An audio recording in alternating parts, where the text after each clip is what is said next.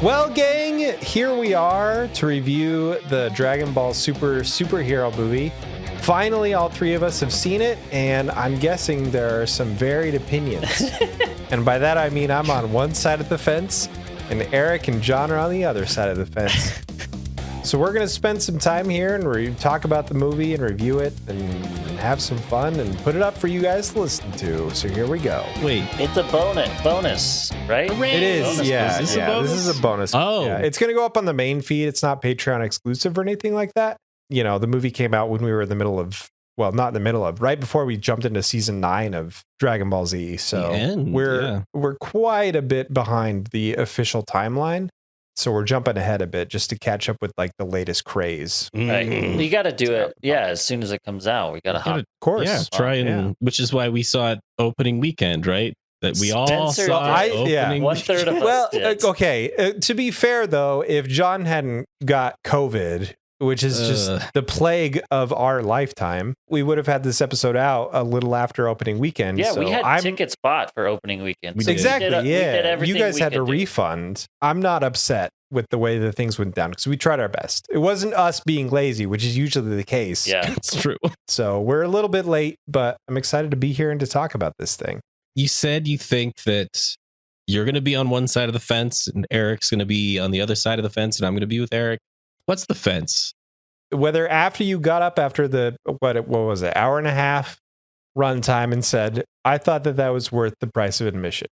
Okay. Which when I got up from my chair at the end, when the credits were rolling, I said this was worth the price of admission. Well, to be fair though, this was bought off of Eric. Yeah, this was free for me. So John didn't pay any money. Was it worth 2 hours of your life? And I'm firmly in the area of hell no, it was not. Spencer's clearly on the other side of that fence. No, it was doubly worth it for me just to hear Eric complain about some of the stuff that I knew that he would complain about.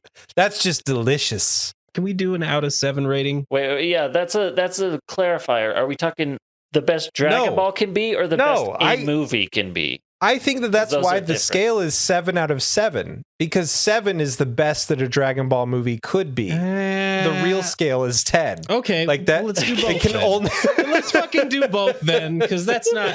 They're two very different grading systems. I think. Yeah, it's like grading on a curve, like the curve It of is. the Dragon Ball. It is. I think this is the best Dragon Ball movie that I've seen. I had a lot of fun, and I think it was visually very nice. Even like leaving behind 2D.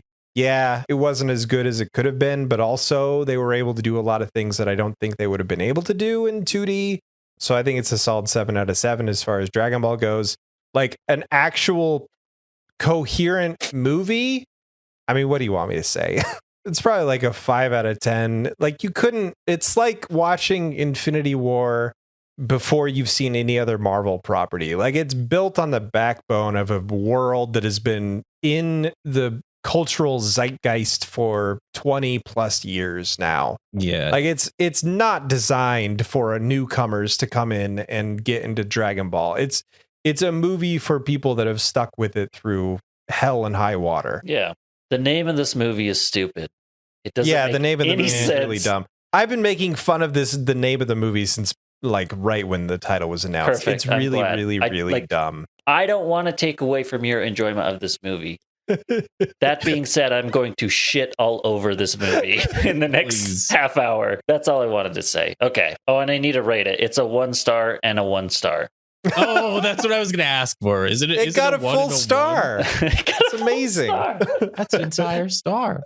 There's a moment that happened in the movie theater in the beginning. And by the way, I think we should just outright say spoilers. We're going to spoil this whole fucking thing. Yeah. If you haven't seen it and you haven't caught the spoilers somehow, I guess you're not on the internet. You somehow listen to Before we this. go into spoilers, then, I recommend you see it. There you go. Before going into spoilers, I recommend you don't ever see this movie.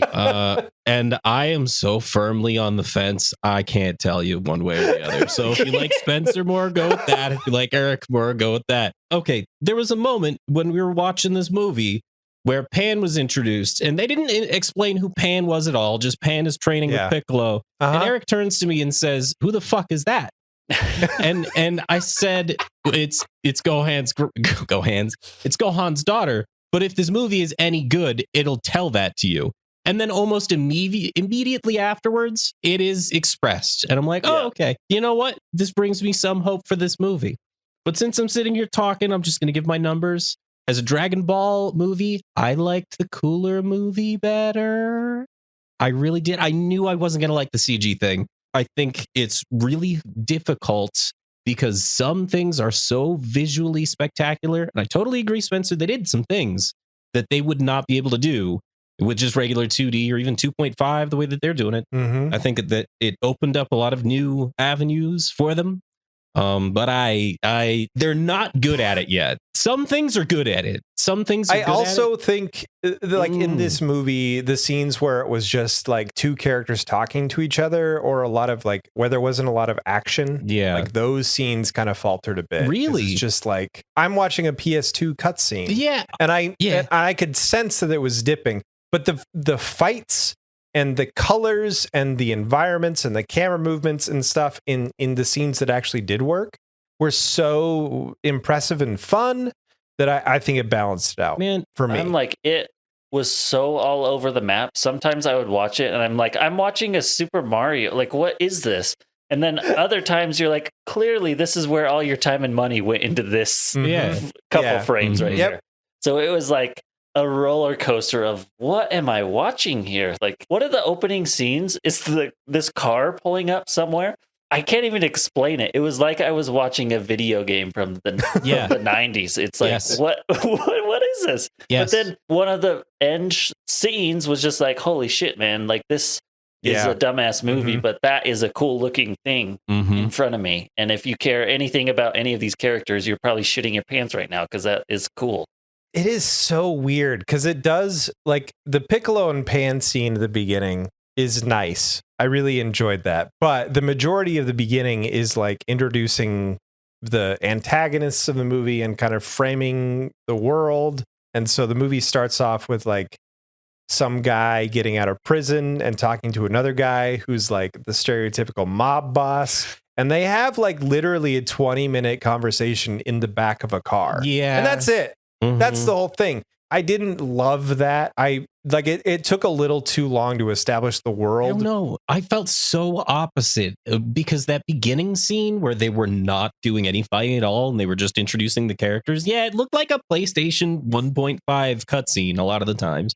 But there were things going on that were not punching and screaming and blasts. And I was like, holy shit, is this going to be some sort of intrigue thriller? Like, is this drawing me in? Because it was drawing me in because it was shit I didn't know. Eric said another thing that made so much sense after I was done watching this. It was very mixed on how I felt about this. Very 5 out of 10 as a movie. Very like 3.5 out of 7 as a Dragon Ball thing. And then Eric said, you know what this was? This was Rise of Skywalker for Dragon Ball fans. And I'm like, that's exactly how I feel about this. It was just so many things that you know and love. New transformations for fan favorite characters that have never gotten it before. No fucking reason other than because they need to fight and make the plot happen. And don't argue with me. I know Piccolo talked to the dragon and the dragon made him, plus something extra. Fuck you. The dragon's never done that shit before. Nobody's ever gone, hey, bring back all the dead people. And the dragon went, okay, I also brought back your grandma, even though she died of natural causes. There's no reason for that to happen. Even though the dragon recognized Piccolo. Don't fight me on this. It was dumb. You know, I will fight you on this. I didn't even like it, and I'll fight you on it. Oh my god, we should just go through this step by step. All right, okay. So they talk in the car, and it establishes the world, and there's like some sweeping, grand, big old wide shots of the entire world. That part of the scene that I really liked, and the other part of the conversation that I really liked is it's establishing the Dragon Ball Z canon through the lens of a normal person that doesn't know who Goku is and doesn't know who Vegeta is and all this stuff. That was and cool. Basically, the culmination of the conversation is Goku, Gohan, Vegeta, all of our favorite beloved characters are actually evil and are trying to bring about the apocalypse. And the Red Ribbon Army, who are the antagonists of this movie, are actually the good guys trying to stop it. Like, I liked what the narrative was trying to establish with that the writer of the show was like, ha ha ha, wouldn't it be so funny if our characters we've been following for 20 plus years were actually seen as the villain? And like, it doesn't take that viewpoint away for a really, really long time. Like, the basis of the movie is basically the main characters are evil. And so all of our antagonists are kind of the protagonists because they're given so much screen time up front. And you see the movie through their eyes. Like, I thought it was really interesting. Yeah, It was something different. Yeah, it was a great idea that could have been done better. You know what movie did it better? The fucking Broly movie did it better. The Broly movie did this. I'm so upset that neither of you have seen that, because it's all the cool ideas that this movie has of like, well, what if our good guys are actually who you should be rooting against, but done right, because they involved your heart. And this movie didn't involve your heart at all. Disagree, John, because as soon as Baby Pan comes on screen, my heart melted. Oh my gosh! And I'm sorry. They have a crotch shot. Oh my god! Of them Let's in talk the about car. the crotch shot. The car crotch shot. Okay. It's the worst scene I think I've ever seen. I do not like all of the crotch and ass shots in this movie. So many. But I do appreciate that it was gender neutral across the board. They did that. That's what I'll say. Yeah. There was fan service, but it was fan service for everybody. No matter what no one you're is into. watching Dragon Ball Z and is like, you know whose crotch I want to look at? It's Magenta's. Like, that guy. That's the dude. I want a close-up shot on his crotch. The guy with the pompadour so large they had to modify the driver's seat of the car. That got me a little bit. That was funny. Fill the rest of his haircut. That I love that. No, that was so fucking stupid. So dumb. Yeah. Yes. And okay, yeah. And the villain, like, you introduced the main antagonist here. Not the main antagonist, I guess, but one of them. And talk about so stereotypical. Here is the stereotypical literal eyeshadow on this emo character. Like, it's. Are you talking about Dr. Hedo or? Yeah, Dr. Hedo. He's like a baby genius, but he's somehow like in his 20s and also just released from prison, but also has several PhDs and whatever. Yeah. And is also a grandchild of a character that literally we did not know had a kid up until this point. I mean, I'm coming into this not knowing a whole hell of a lot about Dragon Ball Z, but it felt like to me of just like, oh, and by the way, here's something that we've never ever talked about, and it's real. I mean, that's what it was. It was a lot of that. And I just would like, this is going to sound dumb. I wish Dragon Ball Z, or not Dragon Ball Z, just Dragon Ball, would stop trying to expand their fucking universe. I wish they would start exploring their fucking universe. That's what I want, because it's already big enough. Let's do more android stuff, thereby making the existing androids way less cool, because apparently anybody can just fucking do it.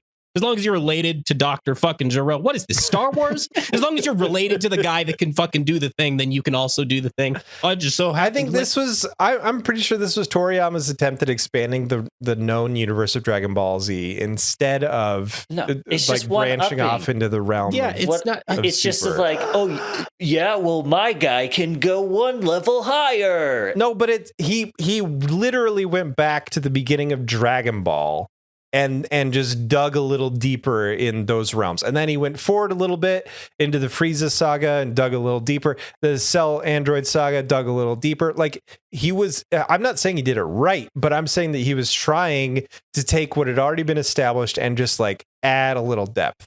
I don't know. It feels like they're expanding the Red Ribbon Army, and I'm like, I just don't give a shit about them anymore. Well, that's how I felt while I was watching the scene, but the premise of the movie, getting Piccolo and Gohan more involved in like the central action, I was excited about.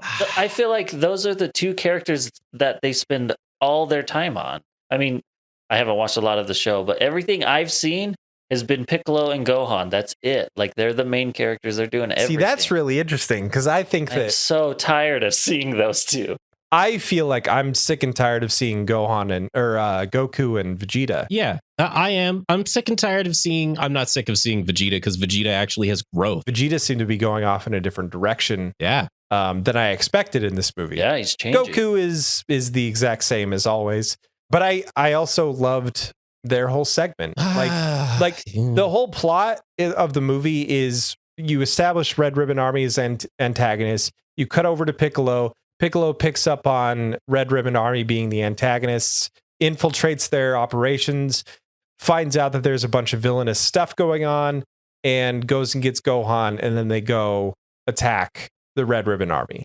I mean, that's the movie. Somewhat, yeah. I mean, like on a boilerplate, that's it. But inside that, shuffled in this deck of cards, you get a cutaway to Vegeta and Goku, because you can't have a Dragon Ball movie without Vegeta and Goku. But I appreciated how they did this. The entire 10-minute sequence that they're actually in this movie, I had no idea what the hell was going on because I haven't seen Broly. I was so lost too. Eric hasn't even seen anything with Beerus. And so I was really wondering what he thought of that sequence, because I was lost a little bit, and then I picked it up again, and then they were back to Piccolo, and I was like, okay, screw it. I'm just going to forget all that ever happened. Yeah, that's exactly what I did. I was watching it. I'm like, I don't even know what I'm watching anymore. There's this cat dude. There's some other green one that I turned over to John and said, is that Bulmalo? That's who it looks like. She's green. Yeah. I have no idea. I can't even, it's like watching the Avengers, and then all of a sudden the Looney Tunes are there for a while, and I'm like, what? What is happening? People that have seen Dragon Ball Z and love Goku and Vegeta are gonna like that scene. If you don't know what's going on, you kind of turn your brain off for about 10 minutes, and then you're back to what the movie is actually working on establishing and following through. I liked that part because it included some of my favorite stuff from Broly. It had Chile or whatever. It had Broly. It had that other guy. Is that the voice is the guy? Like this. The cook, the Frieza Force cook. Is he in the Broly movie? Yeah, they play really good. I did roles. like him. I feel like the Piccolo Gohan thing, it's sailed.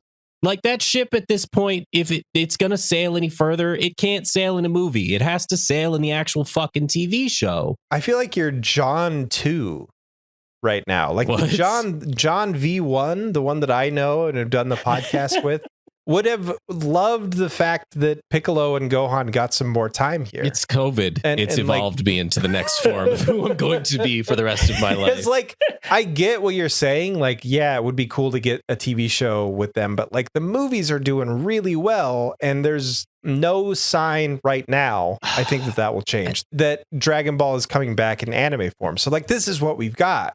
And it's expanding the story. It's just in a different format, which I'm also surprised that you're not for as well, because it's concise, it's cut, it's less than 2 hours instead of 20 plus episodes. I don't know. There's a lot to like here with these characters getting a little bit more characterization, a little bit more story, a little bit more fighting. It's because he watched it with me. No, it's not that. It's really not. It's because they did this in Super already.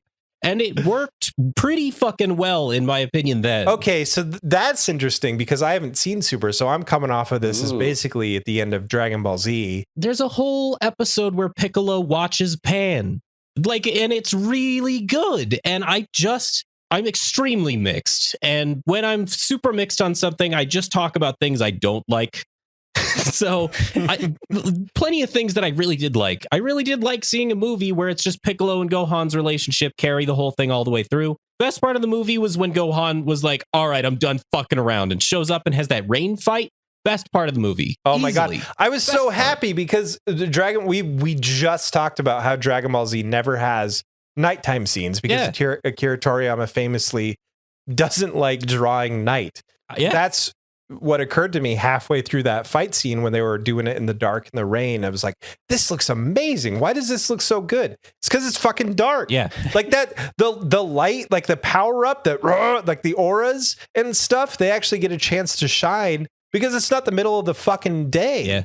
It's not high noon. It looks amazing. Yeah. Which it's actually a lie, because it is high noon. It's just raining because they're so powerful, because when they shatter the Wakanda barrier, it's daylight again. Yeah, how could they get there's internal cloud system? Is that what it is? Explain it. They just kind of show it, sort of, and even then you're not really sure. There's some stuff I like, because after Dr. Hedo, the 24-year-old teenager who gets in the car and eats a bunch of Oreos and says, I'm super smart, I'm going to make androids for you to kill Goku and all the other villains of this story. he makes these androids that are modeled after like superheroes. They have capes and everything. Gamma 1, Gamma 2, and they are androids because he is Dr. Giro's from Dragon Ball Z grandson. Gamma 1 and Gamma 2. I understand why people like them. They were fairly good characters, in my opinion. I liked them. Yeah, they were probably my favorite characters in the movie, I think. Oh, that's pretty cool. I get why people liked Gamma 2. I feel like they're exactly what I was kind of talking about earlier, where it's like, here's something, and it's stronger than everything you've ever seen before. Like John was saying, it detracts from everything else that's come before it. It makes it weaker and lamer. To the point and I was looking at it like it's built upon everything that came before it. Like his grandson got all the research and stuff. And he's like, oh, this is what Grandpa did. I don't think he did. This is well, he says it in the movie. He's like, he did this and this and this, but I can work off of his data, fill in the gaps where he erred. I can't remember the exact. A bit of a hand wavy thing, but the point is that he's building on what came before, and he's going to do better. So like that to me gave reason to the fact that, yeah, we're just going to take all these old plot points and just power them up and make them even eviler, bigger and badder. But also, they didn't make him more eviler, because it wasn't just, we're going to make evil androids again. It was, I'm going to make a superhero that's capable of saving the world from Goku and Vegeta and all these evil aliens that are trying to destroy human civilization.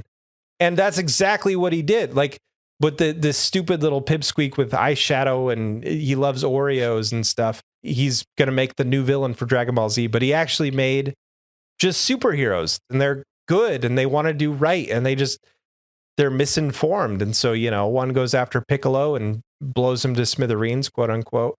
Sort of, even though the guy who made them knew that the Red Ribbon Army was bad guys the whole time, and still just well, his whole thing was like, they're funding me, they're giving me billions of dollars, and they're kind of blackmailing me into it. Yeah, but fuck it, I'll do it, but I'm gonna do it my way. It's a lot of mixed messages, and a lot of this hasn't like settled in my brain yet, because we just watched it an hour ago. Something I loved about Gamma 1 and Gamma 2, or at least Gamma 2, that's the one that fights Piccolo initially, right? Yeah. They come across Piccolo. He's like, Piccolo, you're a demon king, which fucking valid. Piccolo in the Dragon Ball series was the demon king, a super villain. And it's weird that he's teamed up with Goku. The rest of the world would look at that and say like, oh, Goku's evil. Obviously, he's working with the demon king.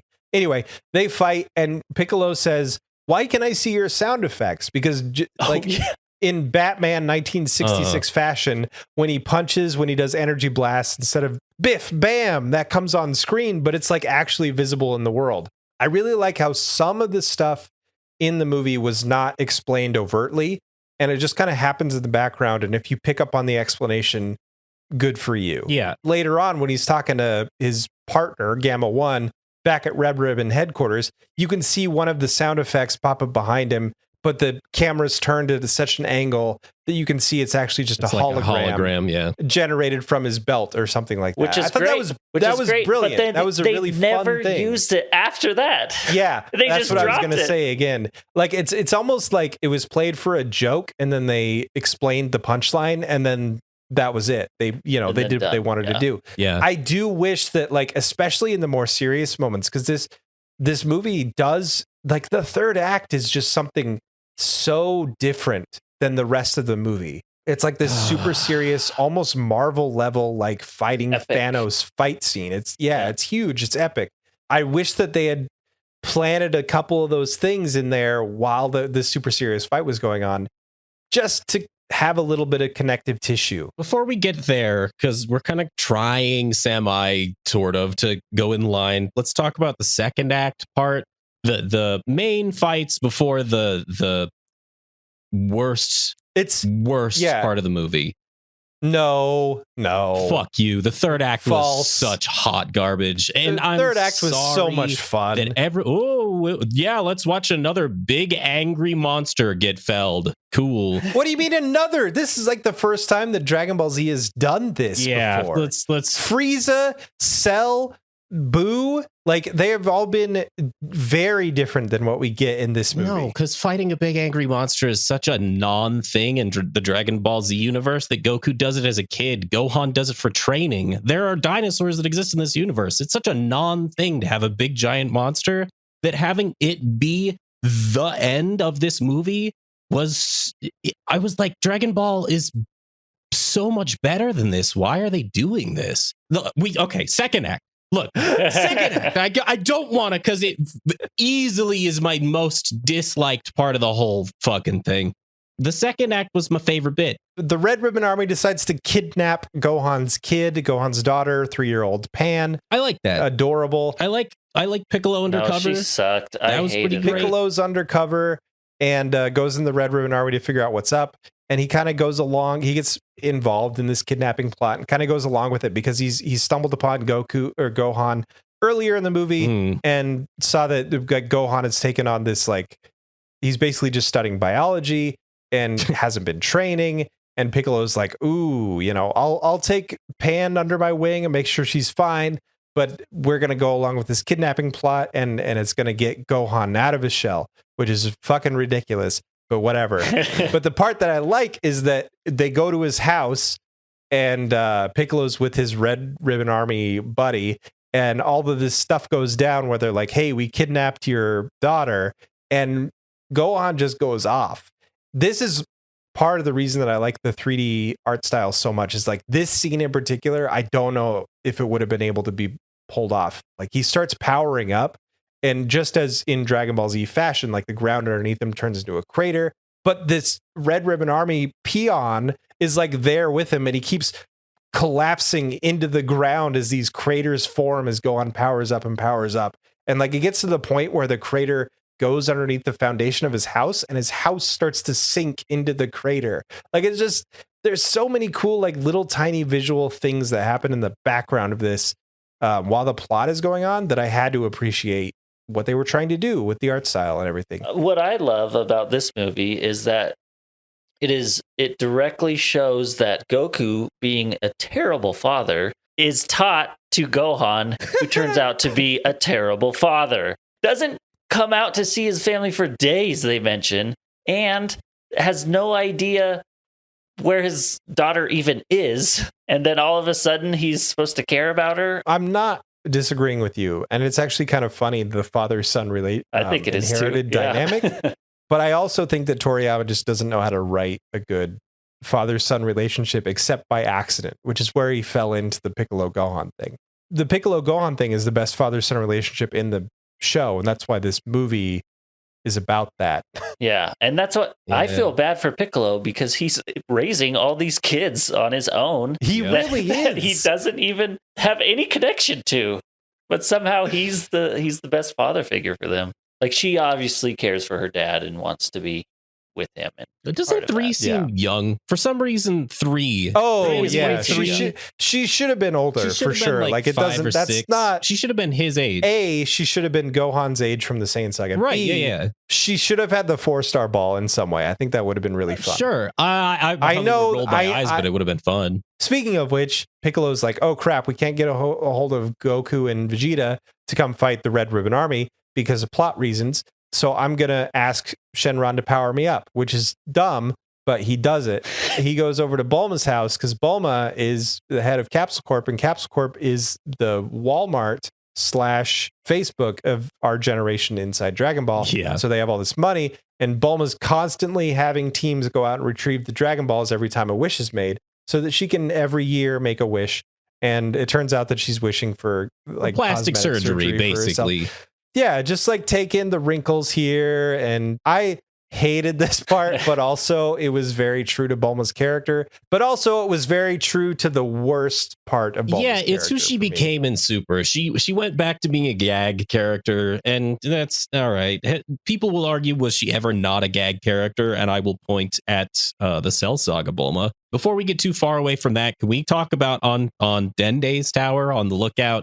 how Dende just had this bottle of Shenron souping up water before and then just didn't use it. New? No, he does it in the Cell Saga where he upgrades Shenron, because like in the beginning of Dragon Ball Z, Shenron can only grant one wish, and then around the Cell Saga he upgrades Shenron to grant 3 wishes. But I don't understand why he upgrades him in this movie. I don't. There's no point. I don't understand. Did somebody wish for a power up in the show, and then Shenron was like, I can't do that, so that for this movie they had to cover up that plot hole? Because like I don't see anything that necessitated an upgrade of Shenron's abilities. Was it to show off the cool liquid water effects on top of the orb? Because I noticed that they're nice CG water. Ooh. Okay, so let's cut to the part where they wish for that, because I don't know why Shenron gives Piccolo something extra. Shenron says, hey, Kami, what's up? Or what's up, Piccolo, or something. Like, he shows him Actually, respect. he says, like, oh, hey, Bulma, it's you. Does I don't think he says Bulma. I think he just, it's you. I thought he was talking to Piccolo. Okay, I thought that he was talking to Bulma because Bulma had used the summoning thing. That would also be pretty funny. I don't know. It remains unclear. That's a problem with watching the thing once. So sure. Go back to this later. But I just don't understand why Piccolo gets his power unlocked plus something extra. You know why? You know exactly why. I don't. It's so that they could do the little twist in the third act. But the dragon has never given anything bonus in a wish before, right? That's what I mean. Yeah. No, I'm looking you want an in-world explanation? He likes Piccolo. He likes Piccolo. He just likes That's him. It. They have a good working relationship. Oh my god! You know, throw in an extra donut with when you deliver the paper. Yeah, he got his 10 hole punch. Like he got his free half wish. Make 10 wishes, get an extra one free. Like sure. It's dumb. I don't hate it because I think that the moment in the third act worked for me. Yeah. I thought it was fun. Like it was a cool visual. But yes, it doesn't make a lot of sense. I could see that. The moment was fun. I liked Piccolo's moment a lot because it felt like he earned it. Just this movie alone, Piccolo earned himself a boost. One thing I do love about this movie that I didn't think about it till now, he's like the only one that's taking this whole thing seriously. Yeah. Mm-hmm. He's like the only one that's really pushing forward and trying and just keeps going and trying to hack away at this problem. Yeah. It's great. Yeah. That wish occurs, then they steal Pan. Piccolo has to go back and infiltrate, which I love the infiltration thing so much. And it was up to this point. I'm glad that you said that because I really thought that with you being so down on this movie, you were going to say like, it doesn't make sense. Piccolo's a Namekian and he's super powerful. He's just, but I thought it was a fun, again, this movie is just like trying to be fun. You're half right. And that's why I dislike the third act so much, because all of the groundwork is laid for this to not be a big world-ending, universe exploding battle. Like it's just a little infiltration thing. Piccolo discovers there's some bad shit happening. There's new androids. Oh no, we're in trouble. But then it just blows up.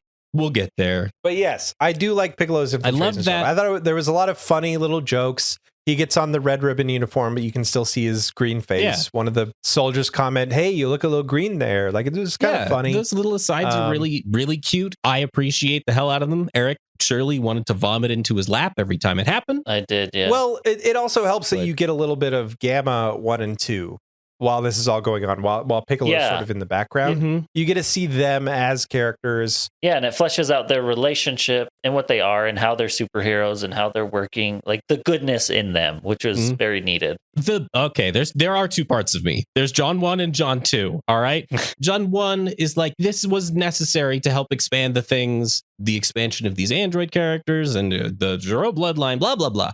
John 2 is like, this is all fucking unnecessary and they need to focus on what already exists. And I'm so torn between those two things that every single moment that I find joy in, I also find something that I dislike.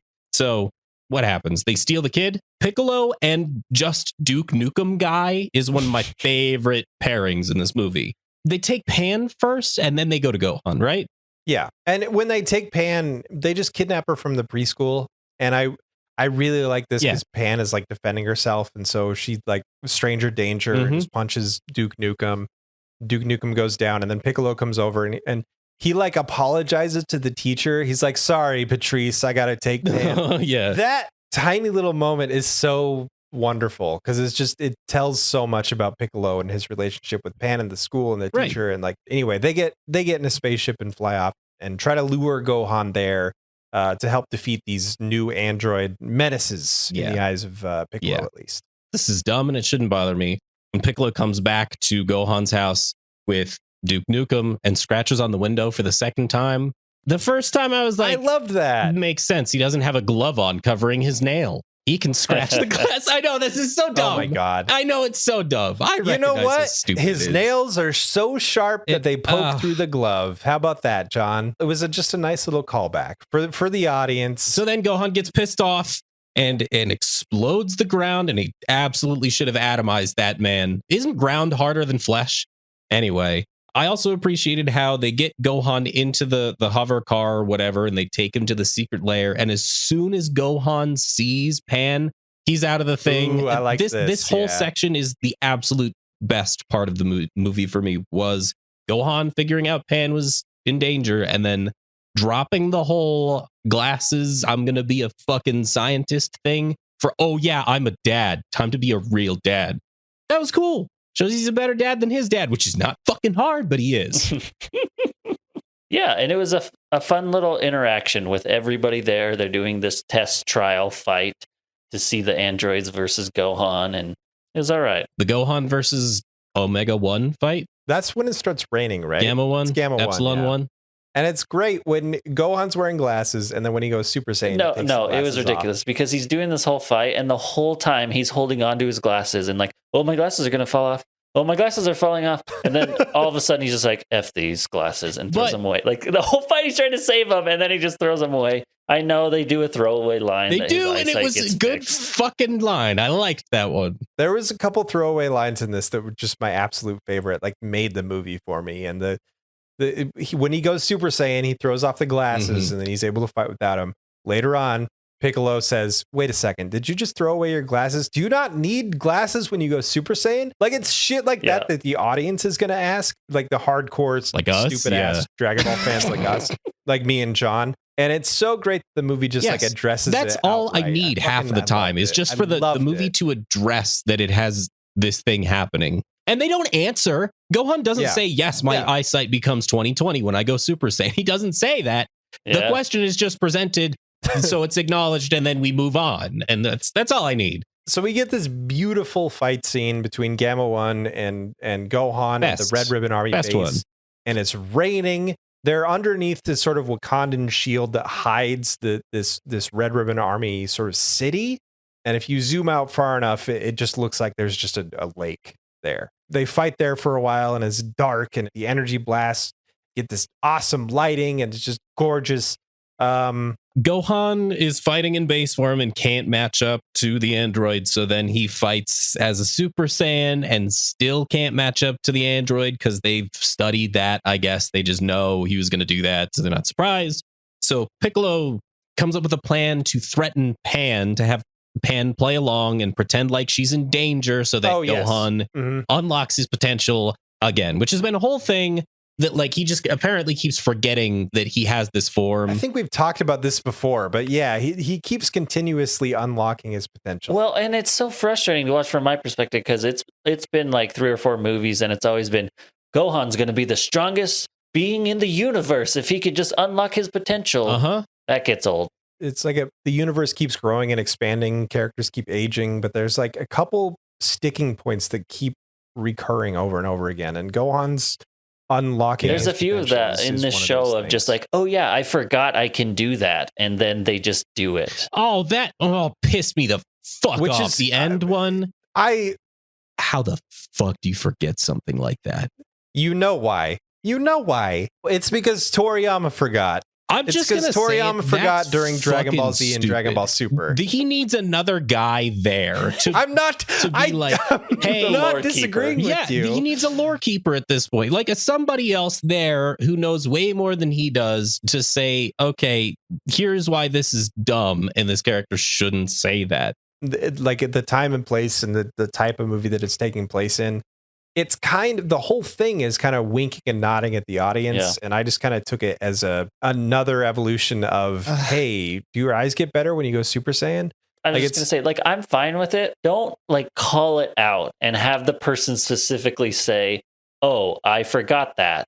I drew attention to it and it wasn't good attention. That was for me, at least. Yeah, that was Act 3. Sorry. Gohan unlocks his potential, beats the android, or it looks like he's going to beat the android so that pudgy Oreo eating guy throws the other android at Gohan, and then Piccolo intercepts that android. They have a pretty cool fight at that point. During the fight, Piccolo explains to Silicon 2 that Gamma, we're actually the good guys, you fucking idiot. And he goes, oh, I guess so. So that they all eventually stop fighting. I really like that too. Actually talk it out. Something that we've said time and time again is just something that should happen in this show and never does. It actually did happen this time. And the enemies were like, oh, hey, yeah, good point. Okay, let's take a beat and figure this all out. That's where we forgot to mention, but that's where Piccolo powers up. Does he go orange there? His skin goes yellow-green instead of green. And that's what they used in the movie posters. And so everybody thought that was going to be his form, his new form. There were lies. There was a lot of secrets in Act 3 that I didn't get spoiled on. I'm kind of surprised, actually, how much. Well, I think we're getting there, so we might as well ramp up to this Act 3 shit. Yeah, let's dig in. There's a little seed planted early on about Cell Max. Cell Max is a new android built upon the work of Dr. Gero. Cell was supposed to be the ultimate android. Obviously, it was flawed. He was an android, Dragon Ball Z. He's a bio-android. It's unclear. Something. Okay. Their definition of the word android is... The definition of android doesn't make any sense, especially with Cell. Semantics, but... Anyway, so they plant the seed really early on, actually. I was surprised that it's sort of, hey, we could deploy Cell Max. Forget Gamma 1 and Gamma 2. They're conflicted. They want to do good. Yeah. We'll just get Cell Max out there, and he'll do our bidding. And Dr. Hedo was like, no, are you fucking nuts? We don't even know. Like, it's based upon research that I got from Dr. Gero, but like early, it's incomplete. You won't be in control of it. Blah blah blah. Which is just the setup. It's like the most obvious. It's getting out setup in the universe. But of course, I was so excited because that seed is planted in Act 1. I'm like, ooh, Cell Max. Ooh, this is interesting. Another android, something that wasn't spoiled. That was the lamest thing to me. Interesting. I'm like, okay, all we're doing is taking other bad guy that people love and making him bigger and badder. Yes. Eric is allowed to say that. John, my word puts some fucking meaning behind Eric's normal hatred. Like, let's just take everybody's favorite villain that hasn't shown up in a while. Star Wars. It's the same as Star Wars. It's like, true. The Emperor's bad. He's going to be the big bad of everything. Yeah, it is the same as Star Wars. But also, John, I feel like that there was more effort put into this than there was Golden Frieza. You recolor Frieza and you make him sound the same and talk the same and is the same personality. And that's it. There was at least a difference in behavior for this version of Cell. Yeah, it was like big monster. Going from the gentleman villain to the Hulk was such a stark contrast that I was okay with it. Golden Frieza is literally just a palette swap. When I heard Cell Max, I really thought they were going to do like a third evolution of Cell. Because Cell has, and it's shown in the movie, Cell is creepy bug Cell, which then turns into second Speaking form? Of which, like every time they talk about a saga in previous, whether it's Dragon Ball Z, they reanimate but that's not everything hard. And do it like movie quality. I thought that was really very cool. Yeah, no, but I just appreciate it. But I don't think they did it was in fun. the opening scene, did they? I think they did. I think it's hard they to might tell. have, but it's just Dragon Ball itself, when that aired, when Kid Goku took on the Red Ribbon Army, was literally like before you were born. Oh, wow. I remember like that's what started the movie out. And it was weird because it was like opening credits, all the animation studios. And then it was like, I thought I was watching another trailer somehow that like got in the movie somewhere. Yeah, it was weird that they did it, but like I appreciated it. In the end, it really felt like a huge nostalgia fest for everything Dragon Ball. When you say that, I didn't know it was redone, like the Cell stuff.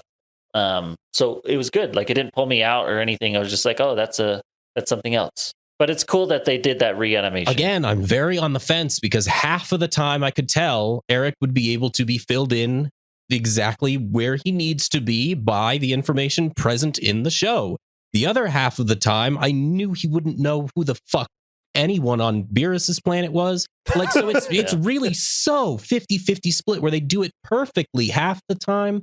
And then they fall back into old habits where if you're not on board already, fuck you. It's not fair, but like I don't even consider the stuff on Beerus' planet as part of the movie. Like it was fan service for people that like Goku and Vegeta more than any other character. It's not plot relevant. It doesn't matter. It just kind of, that whole scene for me existed to show me how close Chris Sabote's voice is as Piccolo to Vegeta. Oh my God. Did you guys, well, and I don't even know that this would have even occurred to Eric, but like the voices for Vegeta and Piccolo were I had a hard time with first. Piccolo. I was like, is this the same actor? And I don't know Piccolo. Yeah, it felt like it took him a little bit to get into it. Yeah, like I think he's just getting older. Maybe he's doing way too many things, and this is not all he does, right? So it's okay if he changes things over time.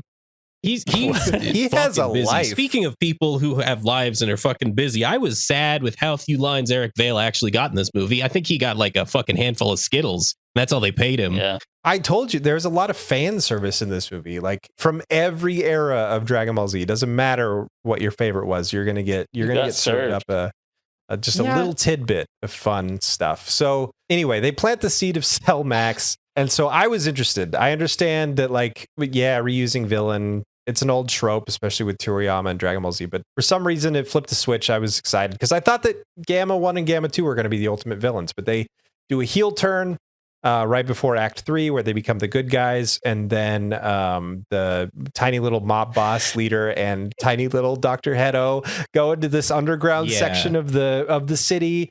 And there's this chamber where Cell Max has been being grown and groomed.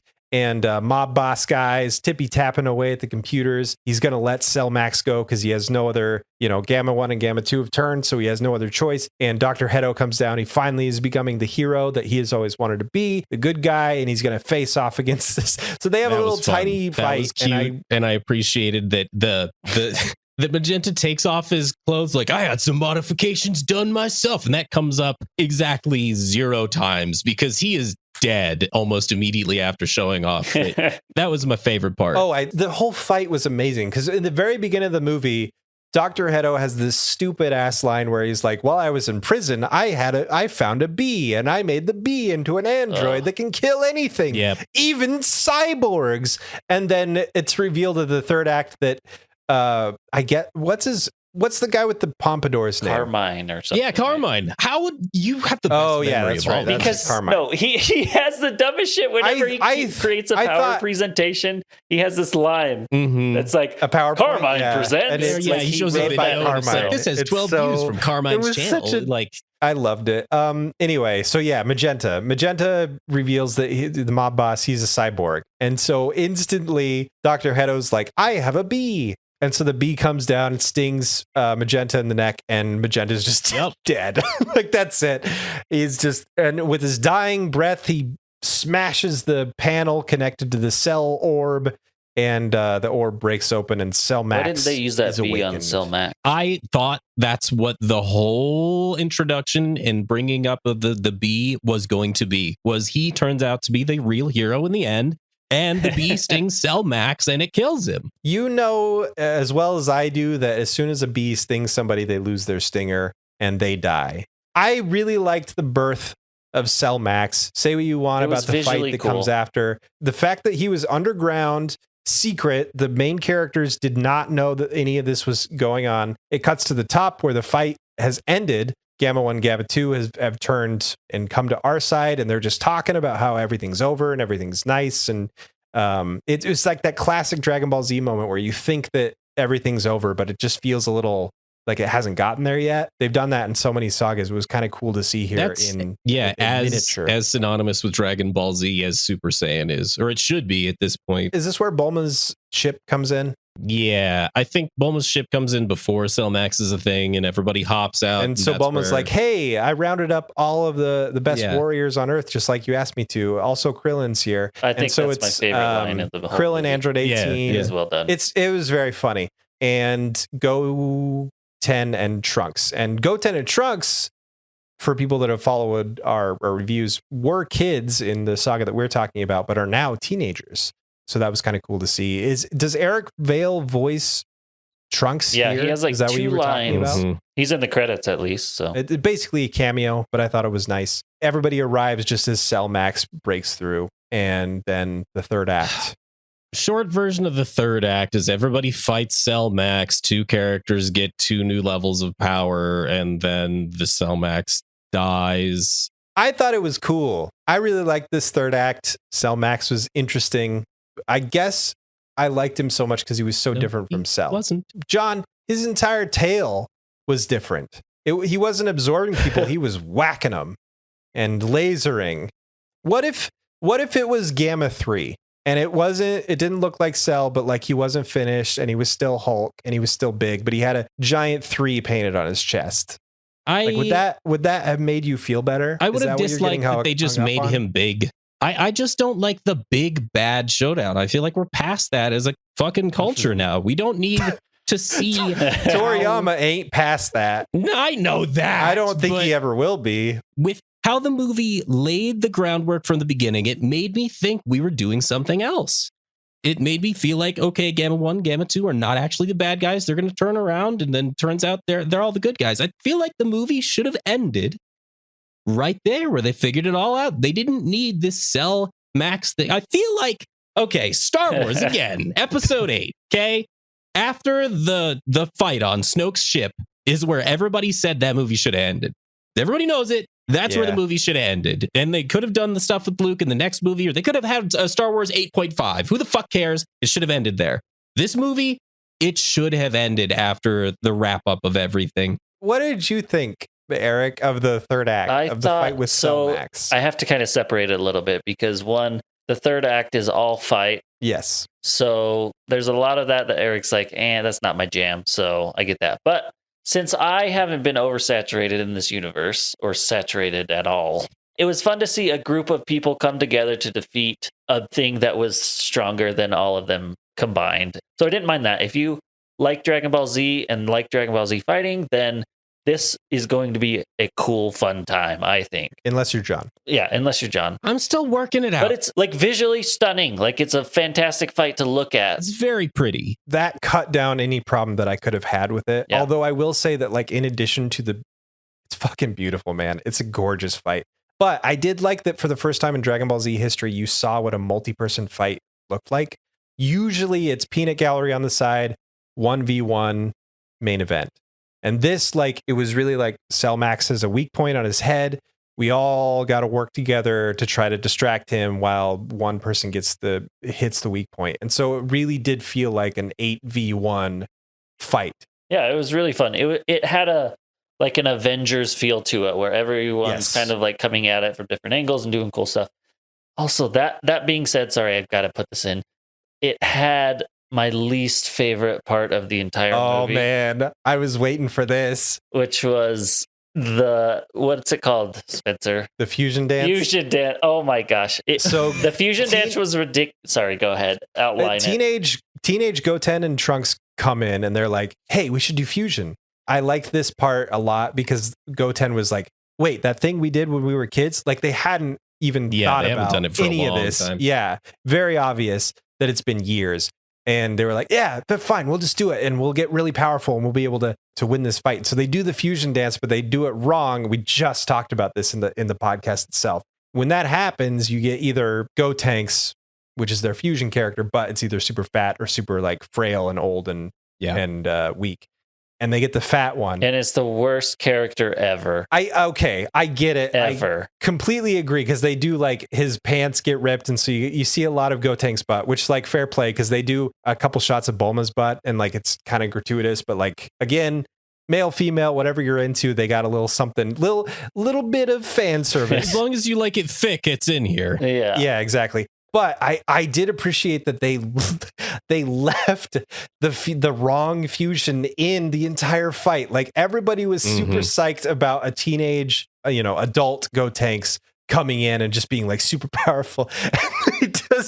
They gave you fat and then had him battle and actually do something kind of good in the course of the battle, which was kind of funny.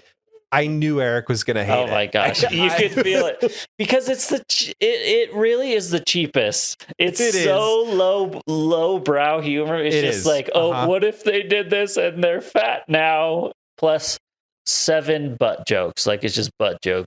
It's too many. It's too many. Like if that wasn't in there, I'd be like, oh man, yep, third act, great. It is Best weird, part. Right? Like even with the serious moments, they need like some kind of joke. They do that a bunch of times, yeah. Some of them land primarily in like the first act, but even then, I like the Pompadour, the Oreos. Like there's some like really low bar jokes in this movie that don't work for me. Some people are gonna say that's what Dragon Ball has always been. That's maybe Dragon Ball, Dragon Ball, but Dragon Ball Z. I mean, especially in the later sagas, like no, I don't think so. To those people that say that, I say I think it's evolved past this. I think it's past that on some level. And I still wonder, like I said, it's fan service for every era of Dragon Ball, and I really do wonder if he was trying to pull some of that older, like Red Ribbon Armies from Dragon Ball. Like, was he trying to pull some of those older sensibilities into this story? Dragon Ball has become this huge thing. Like this is a movie that was released in theaters and there's a huge budget behind it, I'm assuming. Like this is a real movie. If you're putting stuff in there just because that's how it was when it was shitty and it makes your movie shittier, like that's not better, you know? Like I don't know. I wonder if it was from the point of view of like, I created this thing and I really miss this aspect of the show. When I was writing it, when I was, 20 years ago, I'm just going to put this little thing in here. All right. I think it undercuts your whole movie, but yeah. Yeah, I agree. I think that the tone that it takes the majority of the time is excellent. And it just these little things pepper in that kind of like throw it off just ever so much that it makes the experience a lot bumpier. Can I say one of those moments for me was Beerus discovering he's attracted to Chile? Yeah, I didn't love that. That confused me. I didn't like this as somebody who's watched the Broly movie because I in my heart want Broly and her to be a thing, and I think anybody who watches the Broly movie is that you feel the same way, that they're meant for each other in that way. But I also don't like the idea of Beerus being attracted to anyone at all. Yeah, because he's a god, right? He's like the god. He's like the upper echelon of gods, even in Dragon Ball Z world. So like, yeah, he should be above all that. Beerus didn't go full Roshi, which I appreciated. No, he just was a little more show-offy. That was kind of cute, the way that Beerus is trying to be. But also, it's fucking Beerus. But it's fucking Beerus, right? I kind of liked Whis' line about how he had a type and he's been so nice to Bulma. And so it kind of short hair. The dots there. Is that the type? What's the type? Well, if you put Sheila and Bulma side by side, there are similarities in their face looks the same and it's just a palette swap, basically. No, especially after all of the cosmetic surgery dragon wishes. But anyway, so I like the Cell Max fight. Gamma 1 and or Gamma 2 gets blasted away and basically dies. It's 2. Gamma 2 decides I'm gonna go all in on this Cell's head thing. They discover Cell Max's head is its weak point. Dr. Hedos is like, I knew this was gonna happen, so I programmed a weak point. Yeah. Which, if you knew this was gonna happen, you just put a switch that turns him off. Fuckface. He's supposed to be a genius. Like, what the fuck? Use the B. So they're going after Cell Max's head, and Gamma 2 decides I was gonna call him Omega again. I'm gonna sacrifice myself to slam dunk his brain. And then it doesn't work. I mean, it's visually impressive as hell. It's maybe the most visually impressive part of the movie. I really liked it. I really like that scene a lot. You just know. You kind of know. If you've seen anything Dragon Ball, you know the first attempt never works. Yeah. But I kind of like that it didn't work because it gave Gamma 1 more. And Gamma 1 has been sort of off in the sidelines a little bit. Yeah. Gamma 2's got a lot more screen time. So I appreciated that it gave that character more. And then all of a sudden, Dr. Hedo and Gamma 2 were both down. So like this sort of stupid family that's been formed between the three of them in this movie is totally in jeopardy. Gamma 1 who does the thing, because I kind of agree. His 2 people that are on the ground dying, he gets the moment. Like, as far as storytelling goes, right? Like, any kind of storytelling that isn't Dragon Ball Z where Gohan or Goku needs to be the big winner, it would be his story now. He is, by all rights and regards, the person to win the day now. I think it is as much as it can be in something called Dragon Ball, because the subtitle is superhero. I think it was meant to refer to him, the one that takes the headshot and like progresses the battle. Like it's all about them. Yeah, it's about them finding out that what they've been taught this entire time is backwards, and them changing sides, and them deciding what's worth fighting for. And then at the end, Piccolo even says, "You are a superhero." Yeah, exactly. But like. But it doesn't work because it's called Dragon Ball. So yeah, exactly. Right, yeah.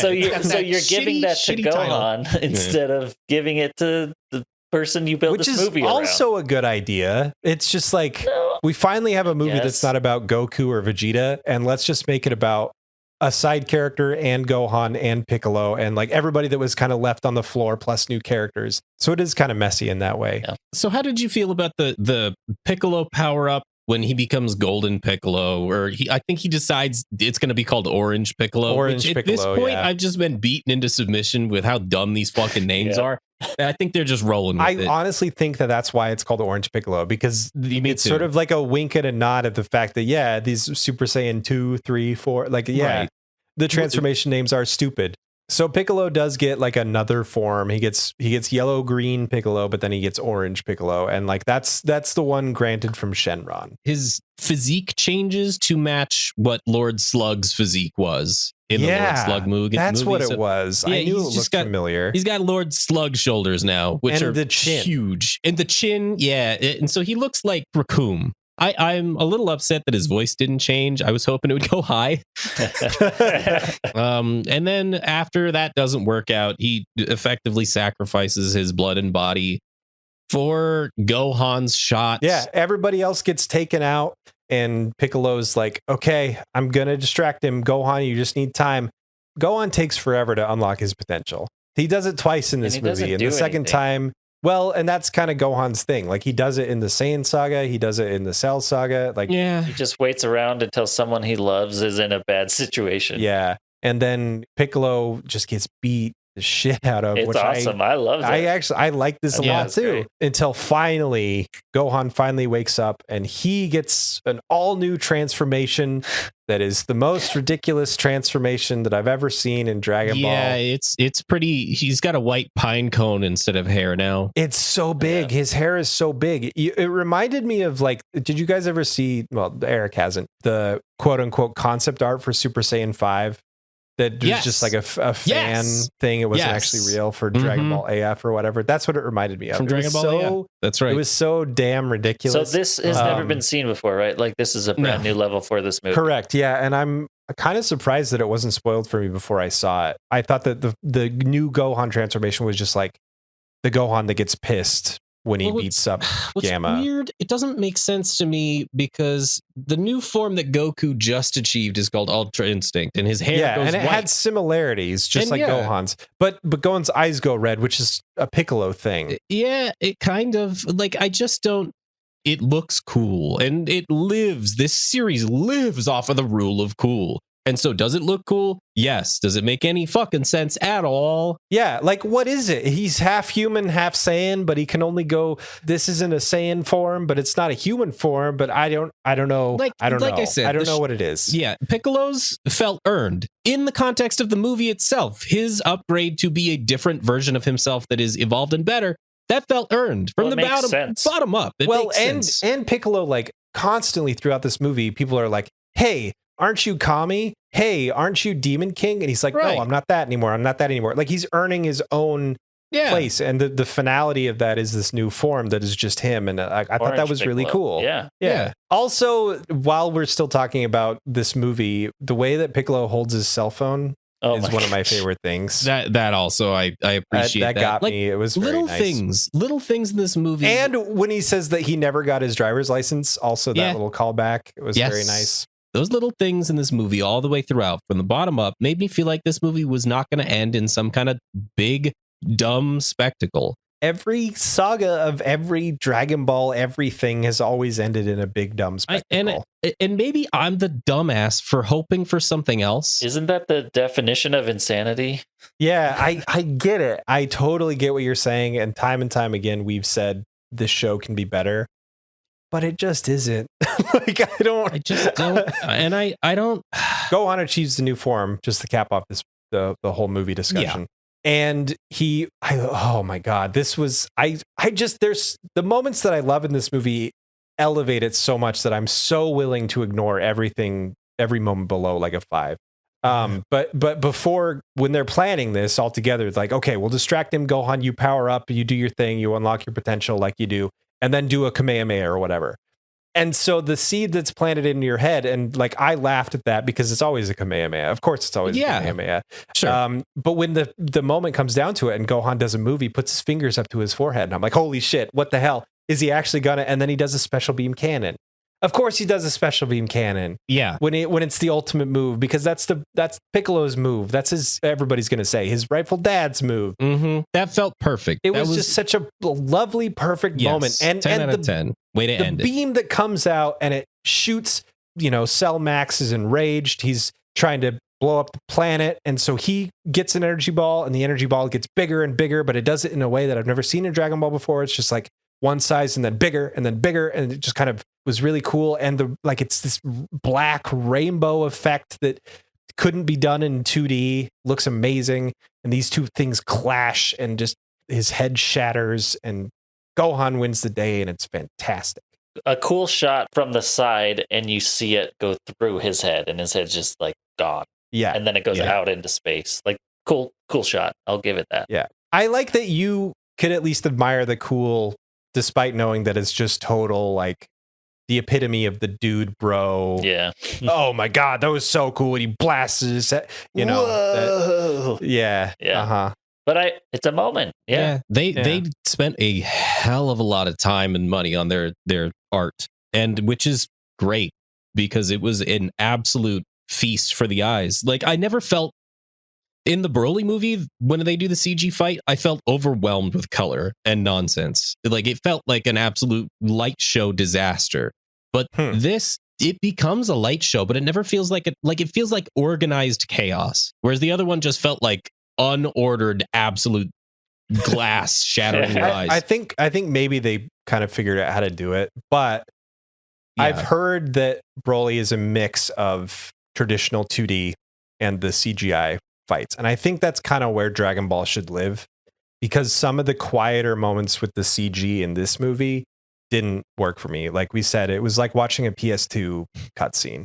But then watching the fights, the way that they have the animation happen itself, where they interpolate the frames with spaces. When you have something in CG, wouldn't you rather see it be 140 frames per second? Or I honestly, frames per second. My dumb eyes, I didn't notice. Like, I was so overwhelmed with everything that was going on. I was just like, oh my god, this is Dragon Ball. They're fighting. I love this. And I just kept being like, they need to buy new graphics cards if they can't play this at 60 FPS. Those fuckers. Come on. Well, it's a movie. Of course not. It's 24. Straight up. Obviously, this is divisive among us. It's obviously making money. It's successful, but I think that mostly that's just because people love Dragon Ball. And the majority of Dragon Ball fans will take it whatever form it comes in. Yeah, what's the general consensus of it? Like, what? I think people loved it, but they loved it because it's more Dragon Ball. Like, it's like Dragon Ball fans know the history of this universe back to front. There's outside of Dragon Ball Z, outside of Dragon Ball Super, there was a show called Dragon Ball GT that was all that anybody had for a while. And Dragon Ball GT takes place like 20 years in the future, further in the future than the movie that you just watched takes place. And Toriyama hasn't really disrupted that timeline. And so we know that Gohan's daughter was going to be born before she was even born. And we know that it's going to be a daughter. We know that the name's going to be Pan. We know all these things about the future of Dragon Ball. And it's so ingrained that as soon as something pops up, wherever it fits on the timeline, people are just so excited to see this little slice of life voiced and animated and whatever. And so I don't think there's a lot of nitpicking in the Dragon Ball fandom. What would you guess the Rotten Tomatoes score of Dragon Ball Superhero is? 68%. 72. Yeah, we're pretty close. Yeah. Okay. You're both way off. 91%. Whoa! Really? Critic or audience? Critics was 91, 47 reviews, so not a ton of reviews. Audience score is 95.